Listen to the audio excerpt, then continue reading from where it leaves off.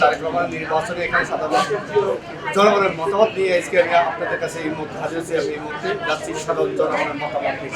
আগামী 12ই ফেব্রুয়ারি যে নির্বাচন হবে, ইনশাআল্লাহ আমরা আশা করি এই দেশের মানুষ 20 বছর পরে ভোট প্রয়োগ করতে যাচ্ছে। তত্ত্বাবধায়কের 2 বছর, এই সরকারের প্রায় 2 বছর, এই শেখ হাসিনা স্বৈরাচারের প্রায় 16 বছরের কাছাকাছি মিলিয়ে 20 বছর পর আমাদের দেশের সাধারণ মানুষ ভোট প্রয়োগ করতে যাচ্ছে। তারেক রহমান আমাদের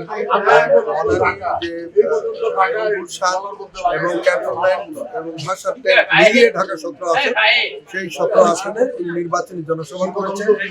লক্ষ লক্ষ মানুষ এই জনসভা অংশগ্রহণ করেছে। বিপুল সভা পাচ্ছি এই 17 আসনের মানুষ আমাদের বিএনপির চেয়ারপারসন জনাব তারেক রহমানকে পেয়ে আনন্দে উদ্বেলিত।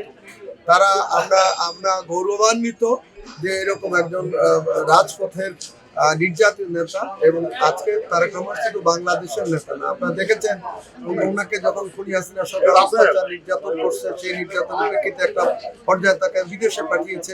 সেখান থেকে জাতীয়তাবাদী দলকে সুসংগঠিত করে তিনি সারা বাংলাদেশের ছাত্রছাত্রী এবং সাধারণ মানুষদেরকে ঐক্যবদ্ধ করে উনি খুনি হাসিনার বিরুদ্ধে আন্দোলন, জুলাই বিপ্লব আন্দোলন করে আল্লাহর অশেষ রহমতে সেটা সাকসেসফুল হয়েছেন।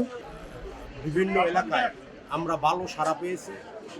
17 আসনের নির্বাচনী এলাকায় সব জায়গায় সাড়া পেয়েছি। যেখানেই গেছি সেখানেই ইনশাআল্লাহ আমরা ডোর টু ডোর ভাই, এবং প্রত্যেক মহল্লা এলাকায় মার্কেটে সব জায়গায় ইনশাআল্লাহ আমাদের পরিচালনা করার টাইমে সবাই বলছে আমরা তারেক রহমান সাহেবকে একটা ভোট দেব।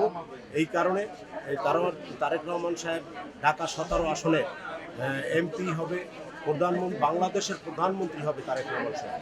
আমরা শতভাগ নিশ্চিত আমরা ইনশাল্লাহ বিপুল ভোটে ঢাকা 17 আসনে ধানের শীষ মার্কা জনাব তারেক রহমান সাহেব আগামী দিনে এইখানে বিপুল ভোটে নির্বাচিত হয়ে ইনশাল্লাহ প্রধানমন্ত্রী হবেন এই প্রত্যাশায় করি। এবং বাংলাদেশের মানুষ অধীর আগ্রহে মানুষের যে দীর্ঘ 17 বছর 20 বছরের যে অধিকার ফেরত পাচ্ছে, এবং মানুষের আবেগ জিয়া পরিবারের উপরে বেগম খালেদা জিয়া আপসীন নেত্রী হিসেবে মানুষ যেই দৃষ্টান্ত স্থাপন করে গেছেন, এবং আগামী দিনে জনাব তারেক রহমান সাহেবও এই দৃষ্টান্ত স্থাপন করবেন।